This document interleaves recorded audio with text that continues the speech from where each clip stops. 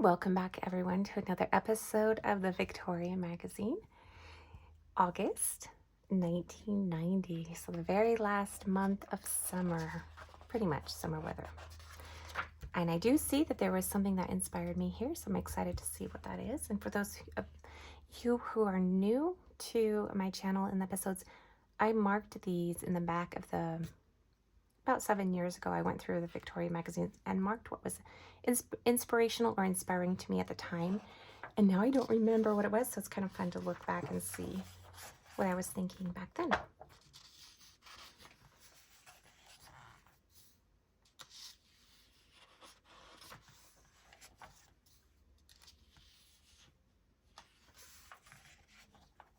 That's really pretty. It's always fun looking at these. I always come away refreshed, inspired, more calm than when I started reading it, and I hope you guys find the same as well. Just a little bit of happiness, and just to take time to slow down a bit and to hopefully be inspired. So here we have these. I always like looking at the calling cards. Arcadia, the Tinker's Daughter landscaping. That's cute. Ooh, I love this little element. She doesn't have a name on front, just her little emblem. Navina Capecci and Marsha Miller.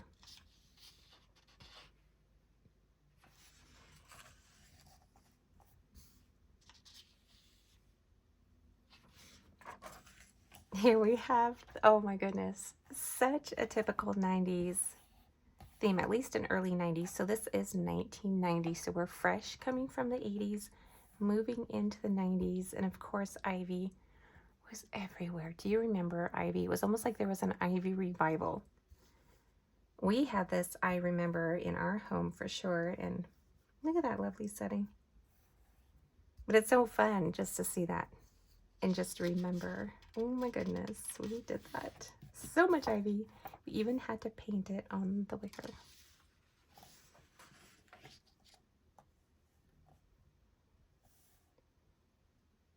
I love this. That's stunning.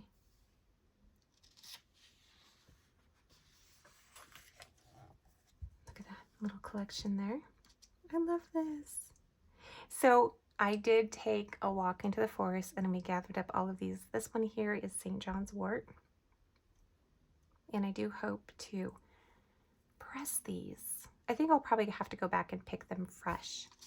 But I do want to create or gather up a bunch of pressed flowers so I could do art later with those.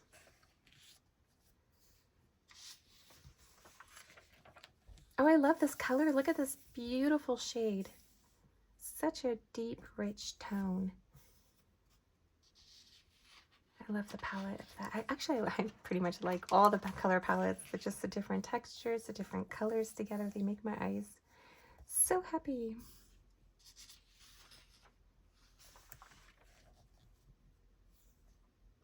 Look at that, a little collage there.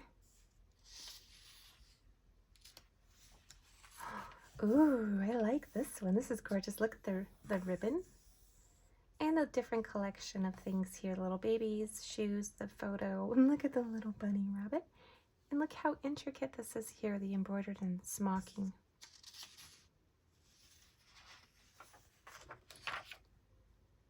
What is this? What are these? These are little vintage baby rattles. Oh my goodness, how cute. Wow.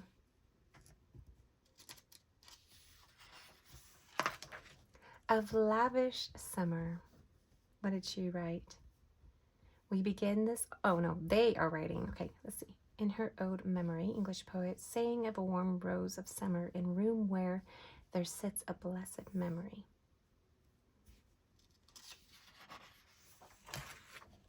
A timeless point of view. Oh, yes, please. Seattle, Lake Washington.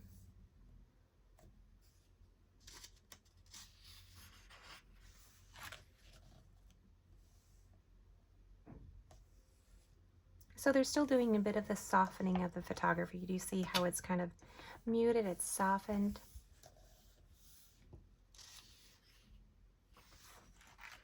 Look at that. Look how it's very softened, but it's such a lovely, you know, and in the most recent edition of Victorian magazine, and I need to go to the store to purchase the latest one, but the one from last month, I noticed that they had brought back the softening of the photography. And I thought that was interesting. I wonder when they started bringing that back. I just recently discovered that there are so many more episodes of the Victorian magazine that I have never ever seen. I need to collect them. Look at this. Beautiful embroidery. Oh, so much work and detail goes into quilting. I have so much respect for those of you who quilt. Oh my goodness. Look at the gorgeousness of the lace. Just the time and effort, the hand-woven lace. Have you seen how they make that? That is just mind-boggling to me, how they create lace. Not the machine-made lace, the actual hand-woven. This is really cute. You know what's neat about this little setup here? Oh, this, I have been keeping my eye out for one of these. My grandmother used to have one on her table in the dining room, and I want to find one. But I love the collection of the mismatched. Do you see how this is all mismatched, but yet together it creates a lovely collage?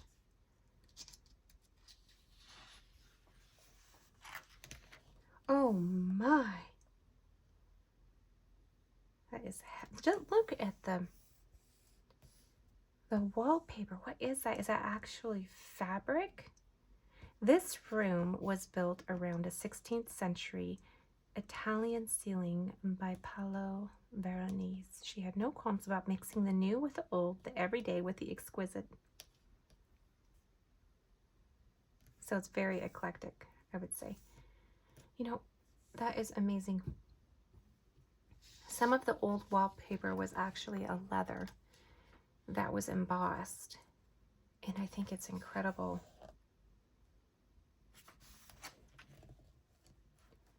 Look at the tiling of this. My goodness, can you imagine recreating that? Whew, it would take forever. What is this, a little house tucked away? A little shed?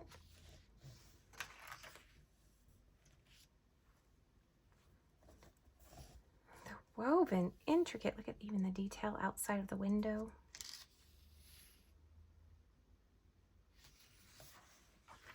Okay, this inspired me. Look at all of the different textures, lace work. That was the little box. You have a little keyhole there. And I said, close up, no words. What did I mean by that? Close up, no words? Interesting. I don't know what I meant by that. However, it is a beautiful collage and very inspiring.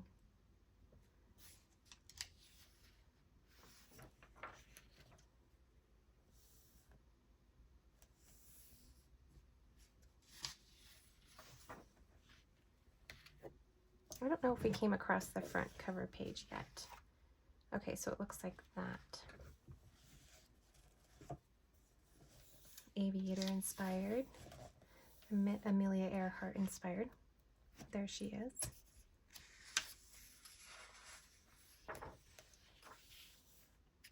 They're billowing little overcoats. Not quite a jacket. Look at this though. That's a very gorgeous jacket. And this was made back in the 90s, right? 1990. This was created then. If I came across this in the thrift store, I would purchase this now today because it's such a lovely shape to it. And the oversized blazers, which is also a trend now as well. So it's come back full circle.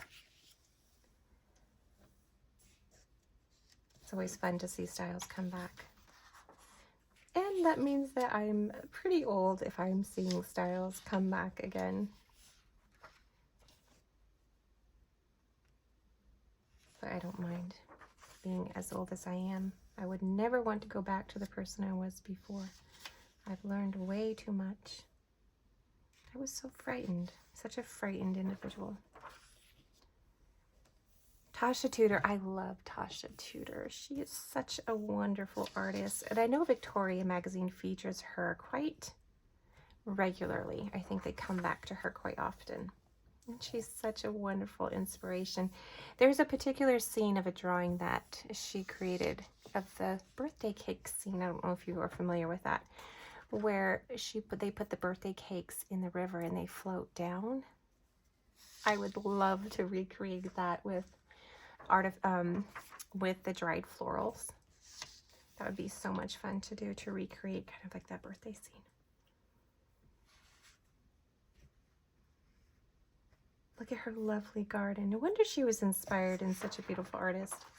She was surrounded by so much beauty.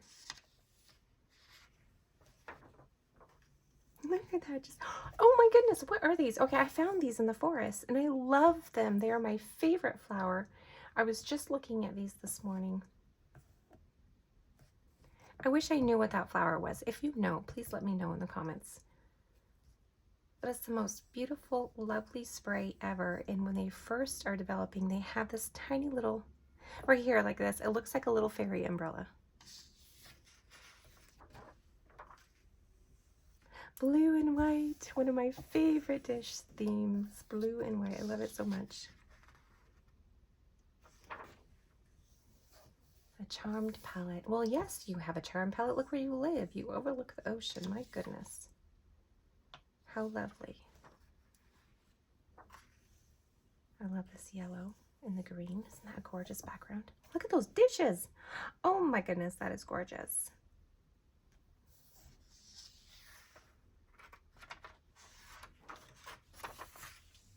Gorgeous lace work. That looks so good right now. I could eat that. A honeybee. Savoring the bee's kiss. From my kitchen window, I love to look out on my garden and watch the bees float from flower to flower, making beautiful food for us, reflects Rhode Island writer and cook Phyllis Bennett. Here she shares her sweetest recipes, the result of a lifetime honeymoon with a food described by one poet as the soft essence of vanished flowers. So these are all honey inspired. So it must be honey ice cream then. Oh my goodness.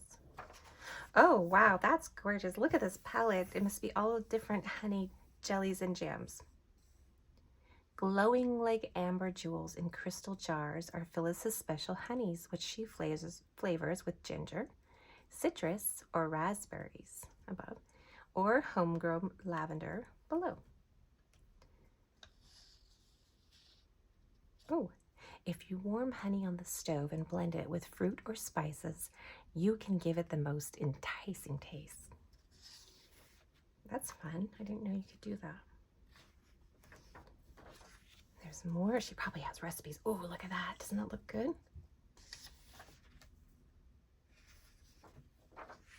Oh my goodness, look at that. So yummy. It's a caramel encrusted honey flam with honeyed cream and rose petals. It looks so delicious. And there you have all of your iced teas. It'd be kind of fun to have recipes for iced teas as well. Look at that tiered plate. I would love to have, I'm going to keep an eye out for a tiered plate like that. Her little sandwiches. Here you go, the recipes. A honey tart, milk and honey caramels, honey ice cream, citrus flavored honey, herb flavored honey, berry flavored honey, and ginger flavored honey. How fun. Okay, how do we make an herb flavored honey? In a small saucepan, stir honey over medium heat until warmed through. Place herb sprigs or chopped leaves of an herb and heat in a heat-proof jar. Pour honey into the jar. Cool to room temperature. Cover tightly. Let stand at least 1 week. Check periodically for flavor, as some herbs will impart a stronger flavor more quickly. Serve the chopped herb with the honey, the sprigs. Now what?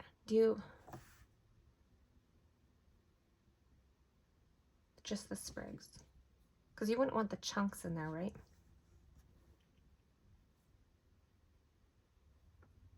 The zest of the citrus. So yeah, there wouldn't be too many chunks. Milk and honey bread with honey butter. Ooh, honey butter sounds good. And here you have all of your, oh good, okay. So if I wanted to make iced tea, which I never have, Iced clove tea. Gives you a little recipe. I love these recipes. Strawberry tea. Orange spice tea. Now that is my favorite. Oh, that'd be so fun to make our own tea.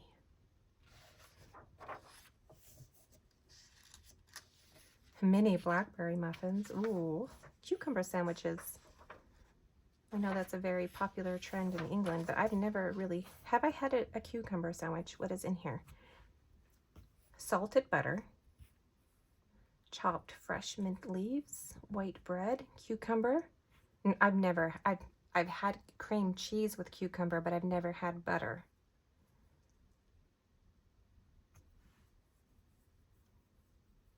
Yeah, because you're supposed to combine the softened butter and chopped mint and mix it. Have you ever had that before? Portrait of an Era. Who were they? These young ladies so adventurously posed in a tree. Such images of women now vanished. Who were they, these women? Look at that tree. That's like official stairs going up to there. That's so fun. Oh, I love these little collages. They do this once in a while. Just beautiful photos of women in there. And here. A different color palette, maybe. Ooh, white flowers in the night garden. Few have described the mystery of a moonlit garden better than Louise Beebe Wilder, one of America's premier writers. Here she talks about it. A night garden. That sounds very mysterious and fun. Here we have our advertisements. Framed in your lovely burgundy tone. Oh, here we are. Time together, steering by a romantic star. Look at these outfits. Oh my goodness. You know what? I never found the cover photo. Did you guys spot the cover photo? I don't remember seeing that. Look at that exotic salad. My goodness. Look at her ankles pointed so delicately to the side. On a little stool. Yep, on a little stool. Okay, I think we're reaching the very end. That was a very fun. That was a fun one to go through. I was inspired by the honey tea. I mean, not the honey tea, but the iced tea would be fun. And the honey would be fun to experiment with. What else inspired me? I can't remember anything that sticks out. A grandmother's voice. And that's the little last article.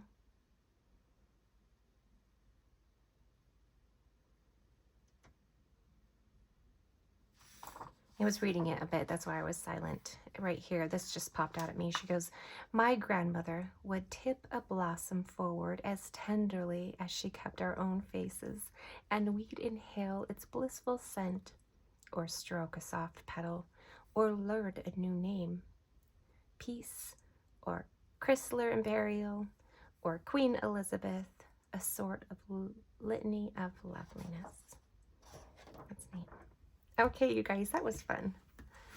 Very lovely. Oh, here's the cucumber sandwiches that we were talking about, so it must be from that table setting. I didn't recognize it though, but I love the light tones, the blush tone. This is so beautiful.